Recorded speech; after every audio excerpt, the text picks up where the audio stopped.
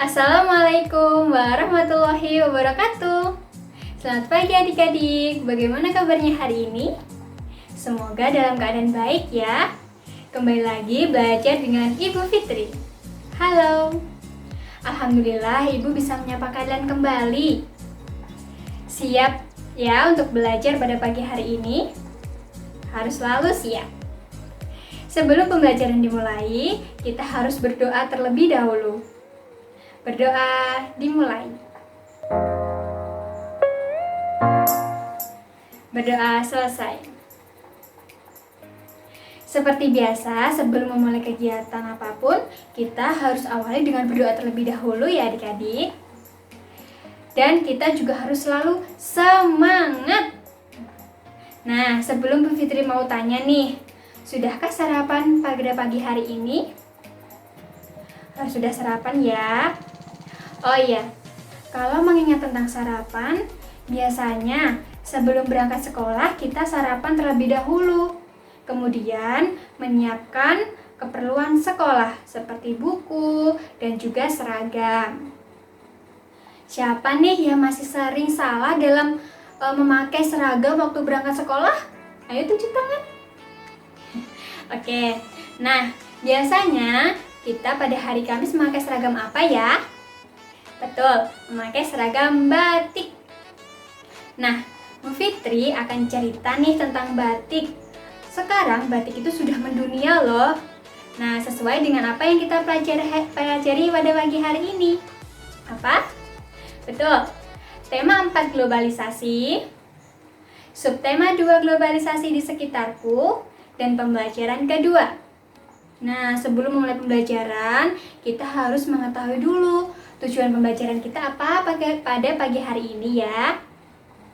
Yang pertama, melalui membaca, peserta didik mampu mengidentifikasi ciri-ciri reklame dari contoh yang diberikan dengan benar.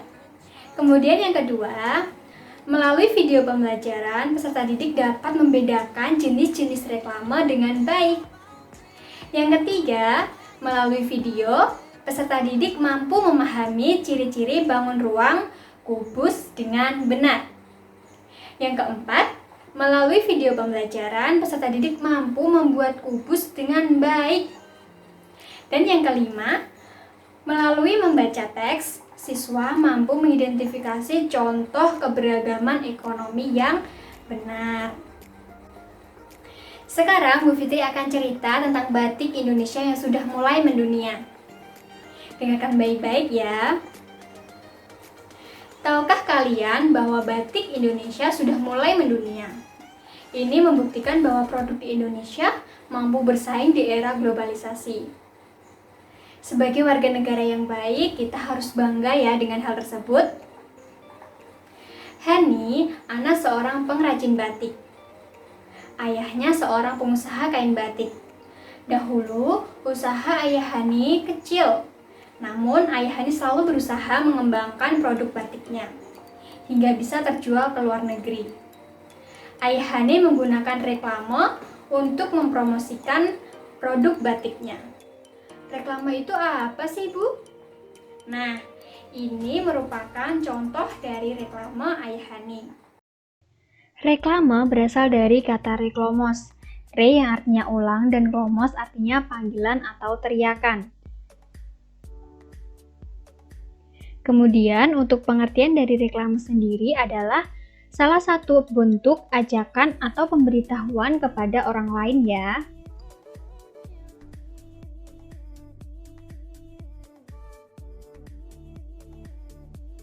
Selanjutnya, reklame digunakan untuk menginformasikan, mengajak, menganjurkan, dan menawarkan produk. Reklame dibuat semenarik mungkin sehingga pembaca ingin mengikuti anjuran atau membeli barang yang ditawarkan. Ada berbagai jenis reklame, antaranya yaitu ada poster, iklan, plakat, spanduk, selebaran, baliho, buklet, dan lain-lain. Reklame ada yang bersifat komersial dan non-komersial. Komersial digunakan oleh pedagang untuk menawarkan barang atau produknya, sedangkan non-komersial digunakan untuk mengajak masyarakat untuk melakukan suatu hal, misalnya hidup bersih, hemat energi, dan lain-lain. Reklame haruslah menarik. Nah, hal-hal yang harus diperhatikan dalam membuat reklame yaitu slogan jelas dan mudah dimengerti. Yang kedua, bahasanya menarik dan ukuran huruf sangat sesuai. Ilustrasi menarik dan mudah diingat. Keempat, tata letak gambar dan tulisannya itu baik.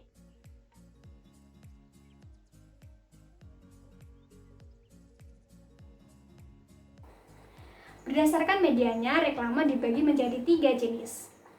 Yang pertama, reklame audio atau suara, misal iklan yang ada di radio. Kemudian reklame visual, yaitu menggunakan gambar. Contohnya yaitu poster, brosur, spanduk, dan lain-lain. Yang ketiga, reklame audiovisual, di mana menggunakan gabungan dari suara maupun gambar. Misalnya iklan di TV, terus di YouTube, di Videotron. Kemudian, reklame juga banyak sekali jenisnya. Perhatikan baik-baik ya. Adapun jenis-jenis reklame, yaitu ada leaflet, yaitu rekaman berupa lembaran kertas yang berlipat-lipat. Kemudian ada billboard,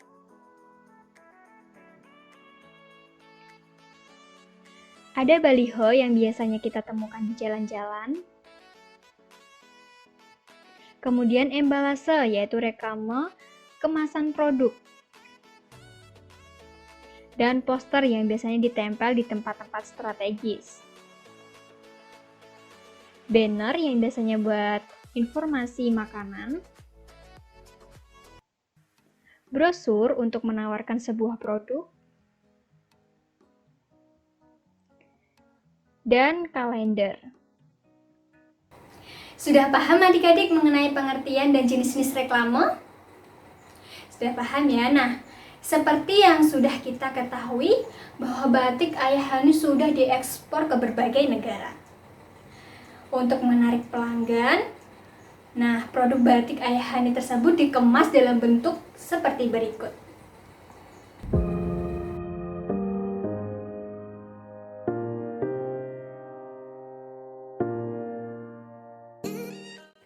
Coba sekarang amati kemasan manakah yang termasuk dalam tersebut menarik.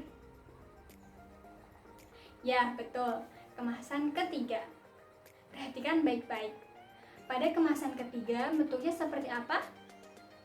Ya, betul. Bentuknya kotak. Kemudian, apakah sisinya sama panjang? Sama panjang ya. Nah, apakah kalian tahu bangun tersebut merupakan bangun apa? Kalau kita lihat dari ciri-cirinya tadi. Betul sekali. Bangun ruang kubus. Tadi Bu Fitri sudah bertanya nih tentang bentuknya, panjang sisinya. Nah, itu termasuk apa ya adik-adik? Ciri-ciri apa ya? Nah, itu merupakan ciri-ciri kubus. Kemudian apa sih Bu ciri-ciri kubus itu? Nah, penasaran? Perhatikan baik-baik ya. Ciri-ciri kubus. Kubus merupakan bangun ruang 3 dimensi.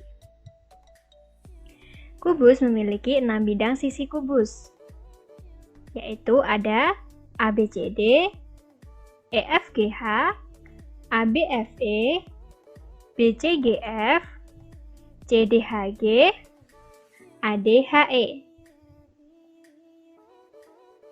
Kemudian, kubus memiliki 8 titik sudut, yaitu A, B, C, D, E, F, G, H. Kubus memiliki 12 rusuk. Ada AB, CD, EF, GH, AE, BF, CG, DH, AD, BC, EH, dan FG. Semua sudut adalah siku-siku. memiliki 4 diagonal. Ada AG, BH, CE, dan DF. 12 diagonal bidang kubus. Ada AB, BD, EG, FH, DE, AH, CF, DY, AF, BE, DG, dan CH. Nah, tadi ya teman-teman tentang ciri-ciri kubus.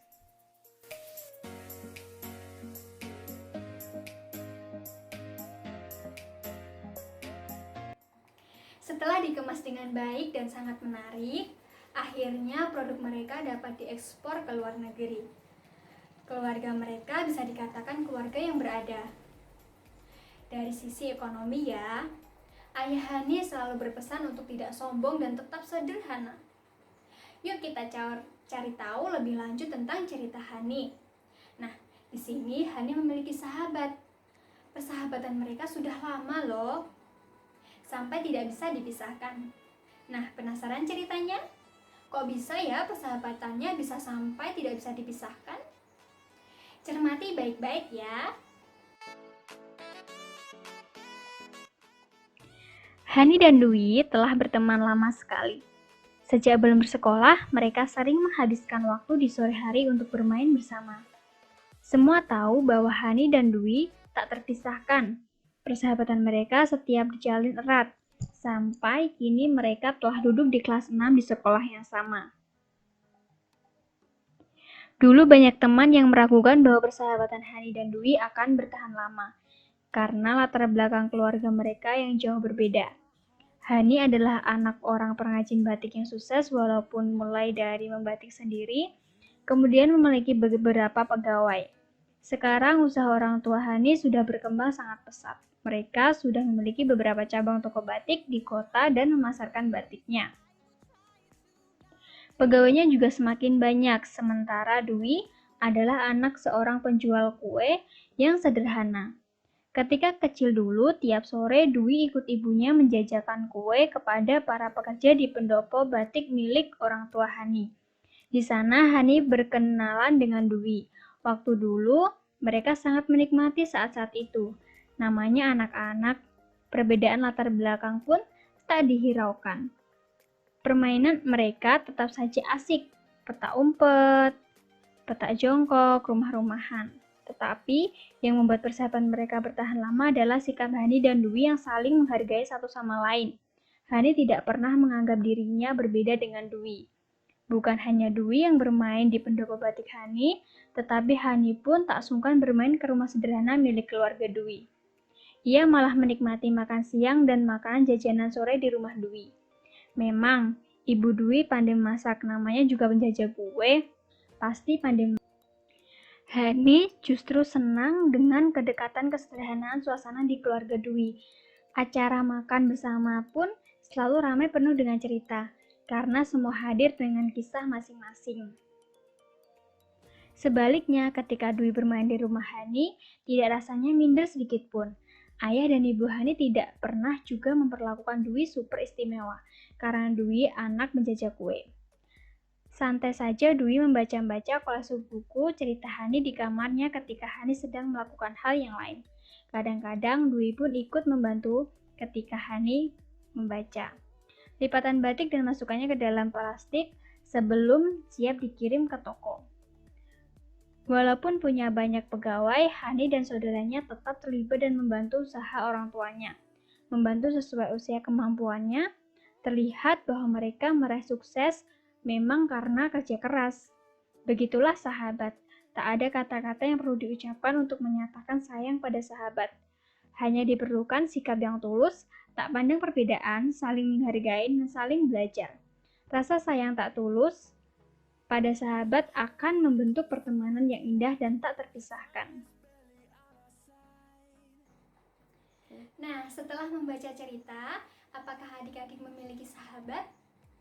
Tentu punya ya, semua teman kita itu merupakan sahabat kita. Nah, sekarang Ibu ada pertanyaan nih. Yuk kita diskusikan bersama-sama. Perhatikan 5 pertanyaan berikut ya. Mari kita diskusikan secara bersama-sama. Hani dan Dwi berbeda latar belakang ekonomi keluarga. Namun demikian mereka tetap berteman baik. Hani tetap menghargai Dwi dan tidak bersikap sombong. Hani belajar sederhana dari Dwi. Dwi menghargai Hani dan tidak malu berteman dengannya. Dwi belajar sikap tidak sombong dari Hani. Bagaimana cara kamu? Apakah kamu juga merasakan keberagaman ekonomi? Contohlah Dwi dan Hani. Dwi tidak malu dengan kondisi keluarganya dan Hani tidak sombong. Mereka menghargai keberagaman yang ada. Banyak yang bisa kita contoh dari keluarga Hani. Di era globalisasi ini, jika kita mempunyai kemampuan, keterampilan, dan sikap kerja keras, kita bisa mencapai kesuksesan. Namun, kita tetap rendah hati, menghargai orang lain, dan hidup sederhana. Sudah paham ya adik-adik tentang bagaimana cara menghargai sesama walaupun berbeda ekonomi? Dan kita juga tidak boleh untuk membeda-bedakannya. Betul sekali. Nah, setelah kita mempelajari tentang reklame, bangun ruang kubus, dan menghargai keberagaman ekonomi, kesimpulannya apa adik-adik?